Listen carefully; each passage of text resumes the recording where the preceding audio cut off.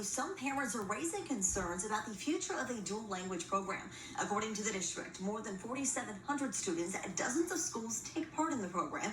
It allows kids to be taught in both Spanish and English. But reporter Sophia Hernandez finds out why some believe the program's future is uncertain at one school. Something that I've noticed with my own children is they're so much more open, they're so much more embracing. The Gordons are parents to 4 children, 3 of whom are part of the Riverglades Elementary Dual Language Program. They've raised their kids in a trilingual household and are glad school can reinforce their learning. The way we both learned is you need an outside influence to kind of give you the support.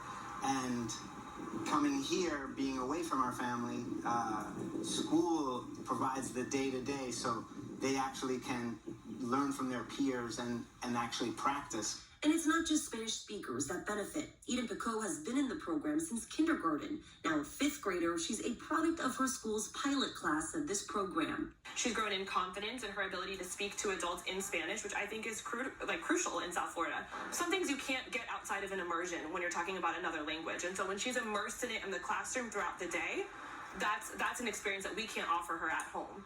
The dual language program began in Broward County almost 25 years ago under a grant program. Since 2013, it's expanded, and since 2017, it's been a fixture at Riverglades, now teaching 215 students. According to the district's website, kindergarten students can enroll in the program. They undergo orientation and take a basic language test.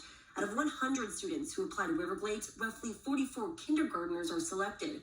The class is then divided, each taking turns learning half the day in English, then half in Spanish.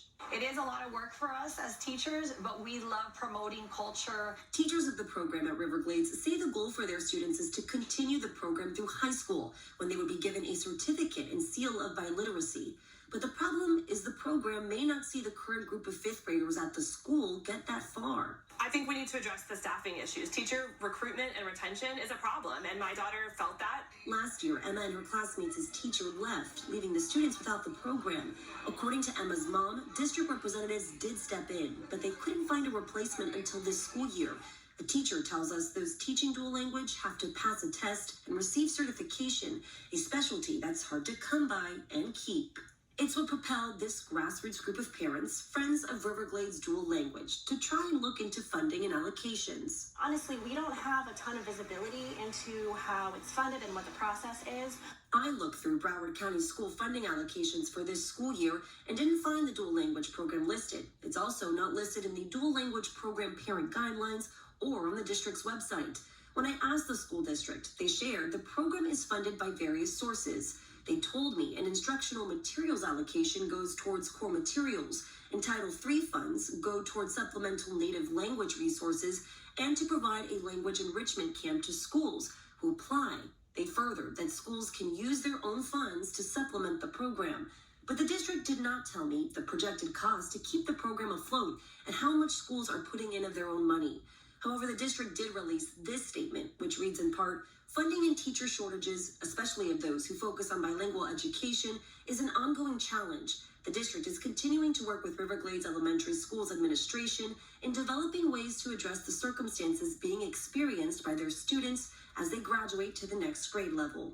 But parents want more answers. You see our children working, they do double the homework, double the work. They're working so hard, they deserve the ability to see it through, and that was what was promised to us. This group says they've created a petition asking the district for more insight into funding and more money, already receiving hundreds of signatures.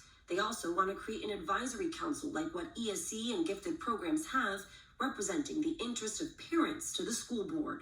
I know that our children have progressed immensely because of it, and honestly, we're so pleased that this program exists, and we are here fighting to make sure that it continues for them and for all the other kids that are in the program. They really will have a lot to gain. According to the Florida Association for Bilingual Education, there are more than 100 bilingual education programs across the state. But Florida is the only state in the U.S. that does not report its bilingual education programs to the Consolidated State Performance Report for the Department of Education. That report helps allocate funding. Sophia Hernandez, Florida 24 Network.